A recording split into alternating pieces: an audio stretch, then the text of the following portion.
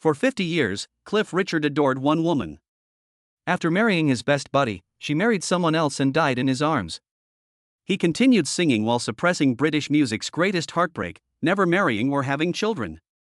After cops invaded his home in 2014, they weren't the first to eliminate him. The BBC has a secret pact. False accusations. Damage was real. He slimmed down. Got shingles. Unable to rest.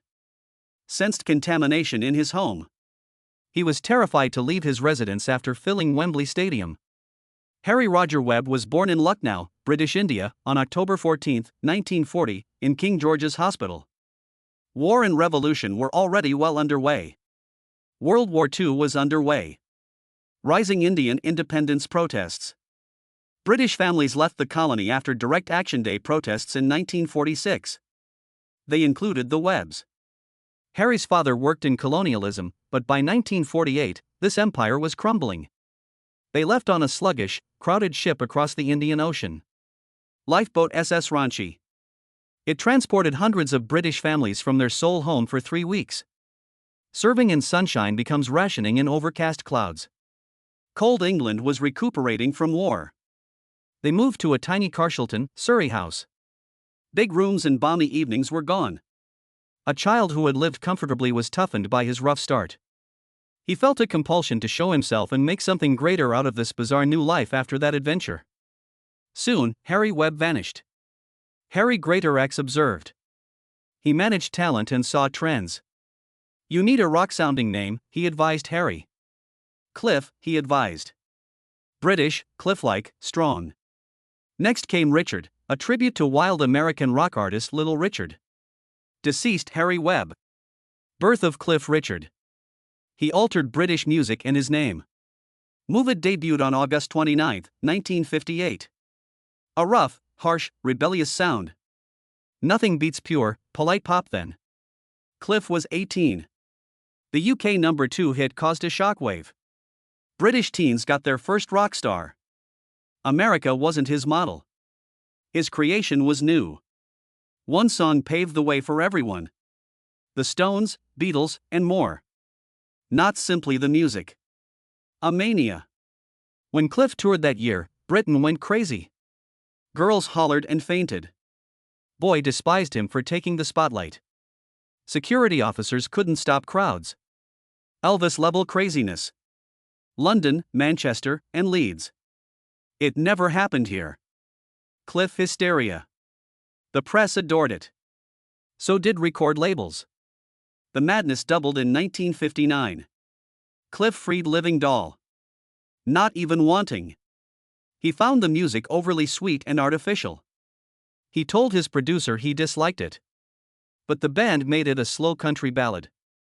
It topped the charts for 6 weeks, selling 770,000 copies. A silver disc arrived in November. January brought gold. It followed. Light Trip. Yet another number 1. 5 weeks on top. Sold almost 1 million records together. Nobody in Britain had done that before. Hollywood beckoned. Cliff played Serious Charge in 1959, a gloomy drama.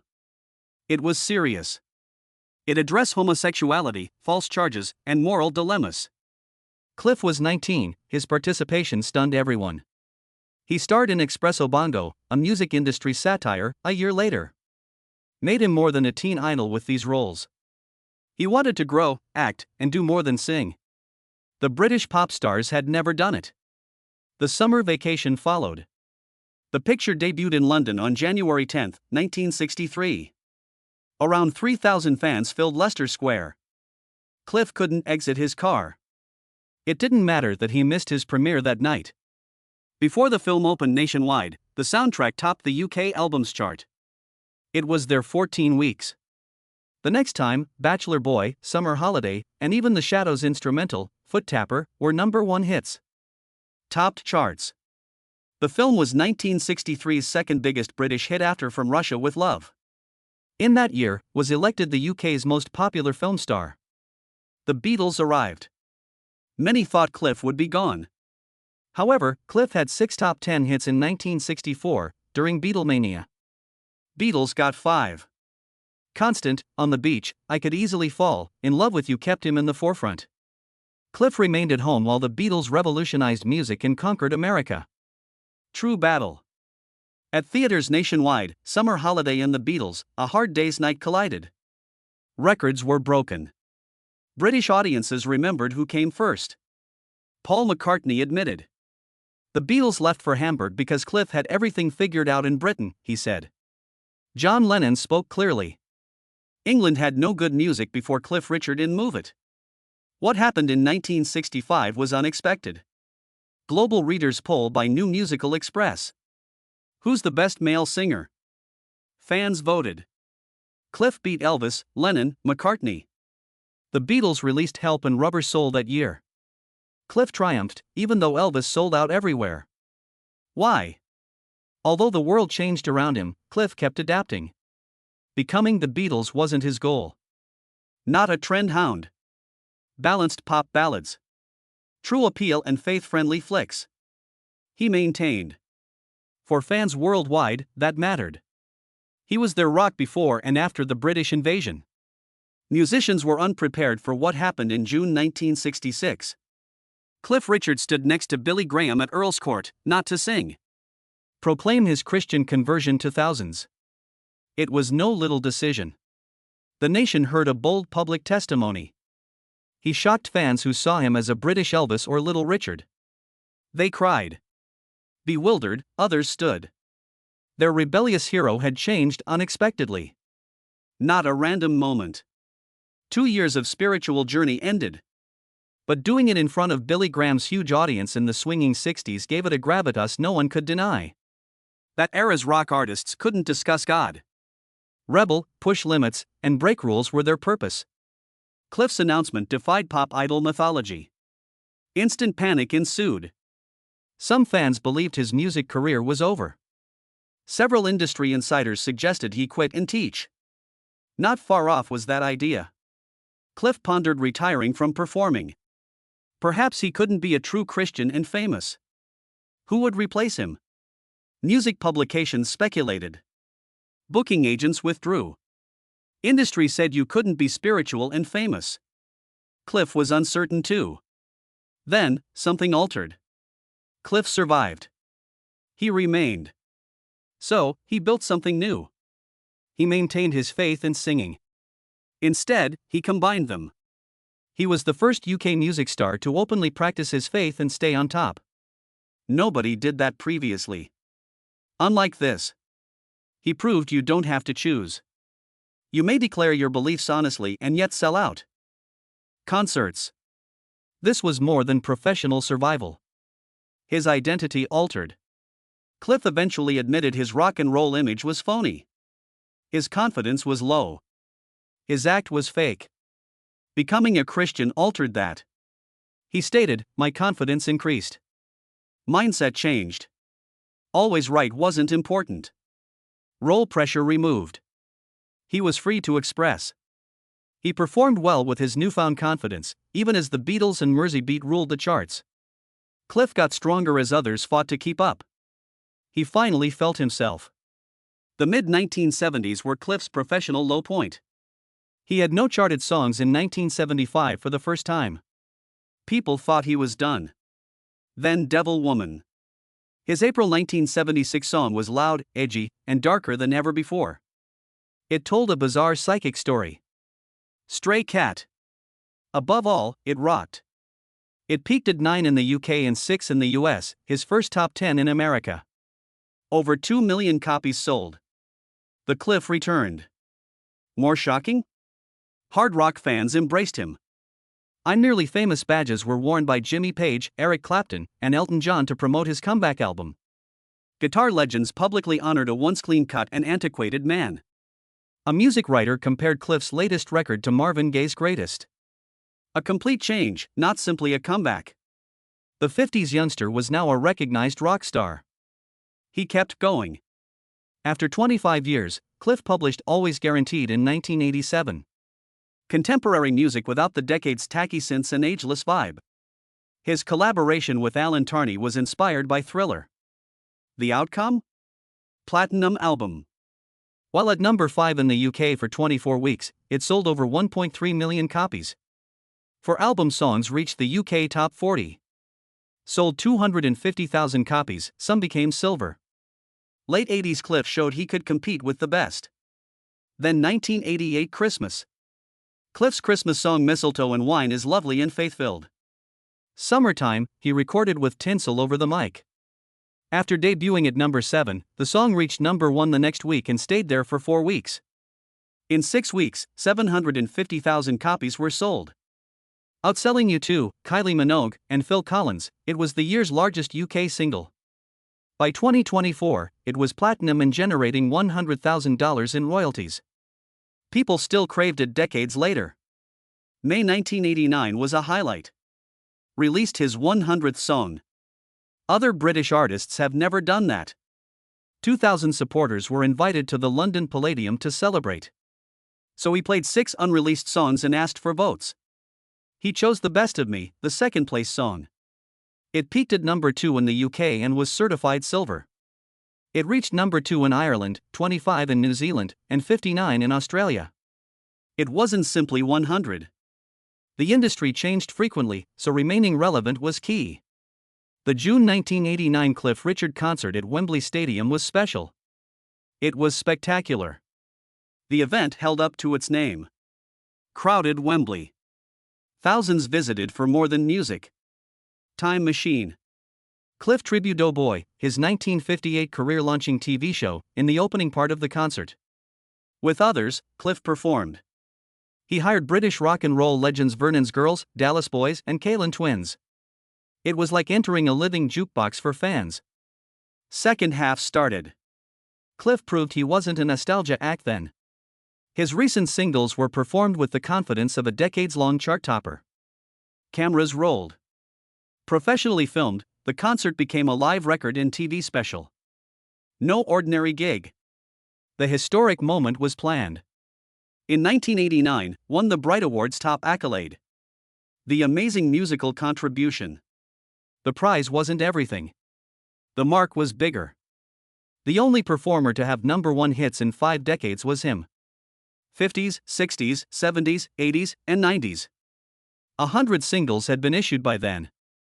My 100th was my greatest and debuted on the charts. Cliff had 65 top 10 songs and 14 number 1s.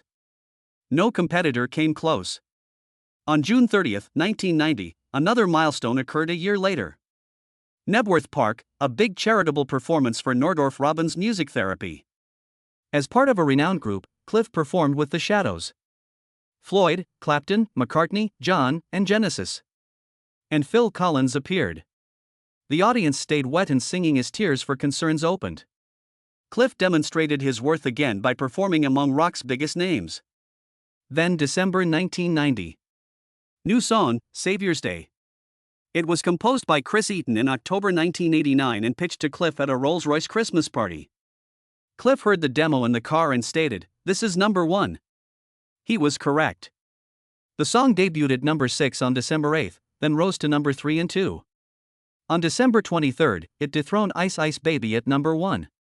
The beautiful September video from Dirtle Door in Swanage shows people in winter clothing sweating while assuming it was Christmas. The result was spectacular. Continued momentum. Cliff released Private Collection, 1979-1988, a greatest hits CD. More than 1.2 million copies were multi-platinum. The album was his biggest. For example, We Don't Talk Anymore sold approximately 5 million copies globally. Played his name on every British radio. More than nostalgia. He outsold new pop stars. The industry was evolving rapidly, and he led. After that, things became bizarre. In 1999, Cliff released Millennium Prayer. Radio Mainstream didn't like it. BBC Radio 2 didn't play it. Not widely appealing, they said. However, they played Cliff's Age Tina Turner and Cher. Radio 1 dropped the Beatles. Virgin Radio's Chris Evans called Cliff too old. Special clearance was needed for DJs to play the song. Furious fans. Cliff's supporters rallied outside the BBC. He felt abandoned by the industry. But then the miracle. Millennium Prayer reached number 1 without a major label, airplay, or machine. 3 weeks instead of 1. He had his 14th UK number 1 from November 28 to December 19, 1999, 40 years after his first. Numerous fans bought copies. Christians backed it. An actual protest, not just a hit. Cliff beat the system not only in the UK. Both Australia and New Zealand placed the song at number 2. It was in the top 20 in various European nations. 3 countries rated it platinum. Just believers in the song, no radio play or extensive promotion. It raised a lot for Children's Promise. Cliff proved you can have faith, generate finances, and top the charts. Some of Cliff's personal stories were tragic apart from music. In 1971, Cliff Richard invited young Australian vocalist Olivia Newton-John to perform on his show. At 22, their chemistry was immediate. Cliff subsequently remarked, "I realized she was a lifelong buddy." He was correct. Over 50 years, they were close. It wasn't until Cliff's 2020 autobiography that the public learned he loved her. He wrote that Olivia was engaged when I and many others loved her. I missed out. Cliff never wed. Olivia's mark appeared permanent. All her acquaintances fell for her, he said. What made this scenario more complicated was her engagement. Cliff's secret bandmate Bruce Welch. Olivia met Bruce as the opening act in 1968. Their romance started hot. Still married, Bruce. The affair was public. After 5 years of engagement, they never married. Olivia accompanied Cliff on tours and sang alongside him. In 1973, Bruce became depressed and self-harmed when she departed. A rumor circulated. Would she have liked Cliff? Although no one spoke, the silence was deafening. Cliff and Olivia continued performing despite the emotional tempest. Fans recall their 40-year-old duets. Xanadu's 1980 hit was one of several. Live events featured When I'm 64 and other oldies. Their voices matched so well that Cliff often remarked Olivia had an elegance no one else could match. Their farewell duet was at Cliff's 75th birthday event at Royal Albert Hall in October 2015. They sang Suddenly Last. The 2023 Cliff with Violins CD was My Kinda Existence. He dedicated that live recording to Olivia. The hardest part followed. Cliff phoned Olivia 3 weeks before her death. She was always positive and friendly. "Hello, Cliff. How are you, love?" Her words. She didn't sound fatalistic. Cliff later wrote, "I never imagined writing this while on that call." Olivia battled breast cancer for 30 years. She fought, but her agony was hidden. Cliff was devastated by her death on August 8, 2022. He said, "I hate that word," referring to death. He claimed she had died. It was his method of dealing with her quiet. On August 14, 2014, Cliff Richard turned on the TV while vacationing in Portugal. What he saw stopped his heart. Cameras showed cops searching his Berkshire home and aircraft hovering over him. A simple yet scary thought came to him. A robbery wasn't committed, yet they looked like burglars. Globally televised police raid. South Yorkshire Police and the BBC made a covert deal. Early warning was given to the BBC. Internally, they nicknamed it the money shot. Wanted drama. Got it. Cliff Richard was destroyed. A national hero with a clean record and decades of music experience, he was 77. He was crying on his knees in the kitchen. Pictures were everywhere, from the UK to Australia. Cliff cried while reading out the countries that televised his private life being pulled apart in court. Later, he said tension made him fear a heart attack or stroke. One accusation started it all. Cliff allegedly assaulted a 40-year-old guy at a 1985 Billy Graham rally at Bramall Lane Stadium. The rally was large. About 200,000 people gathered over 5 nights.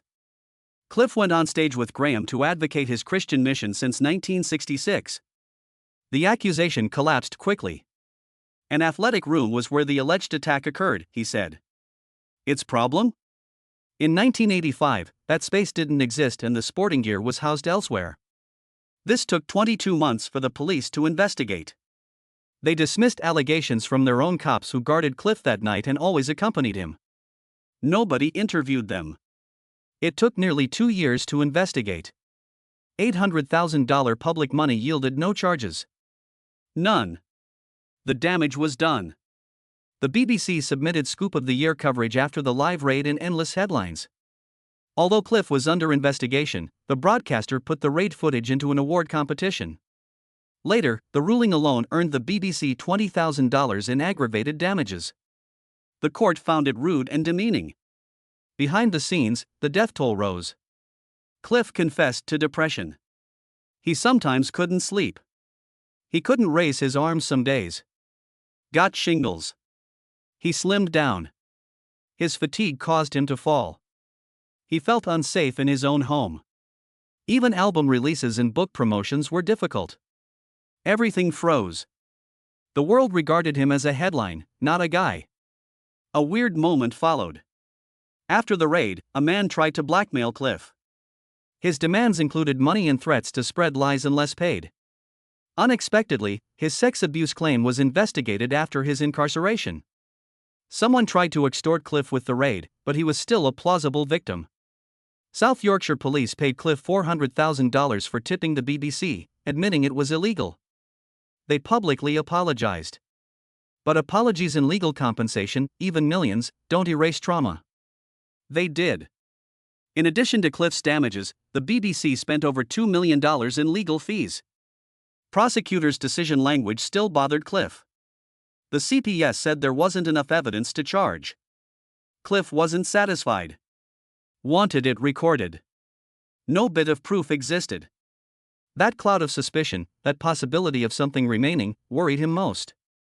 He said, "I feel smeared, by the BBC, not the cops." He cried again in court as he recounted his dread of being forever contaminated, despite being cleared. Although he did nothing wrong. He told MPs that being named had destroyed his eye contact. Damage had been done anyway. Wonderers always existed. He was justified in thinking so. His name adorned front pages. Police showed his face while removing meaningless evidence. His entire life was reduced to one raid and hearsay. And media circus. He won the BBC case in July 2018. Cliff had a reasonable expectation of privacy, and the BBC had infringed it in a severe, sensationalist fashion, the judge decided. After the ruling, British media reported police investigations differently. For Cliff, winning was never the goal. Survival mattered. About proving his misfortune, not merely unfair. Inhumane. His 2 years were lost forever. He never got rid of the headlines, looks, or the idea that his name, no matter how clean, will always hold a shadow.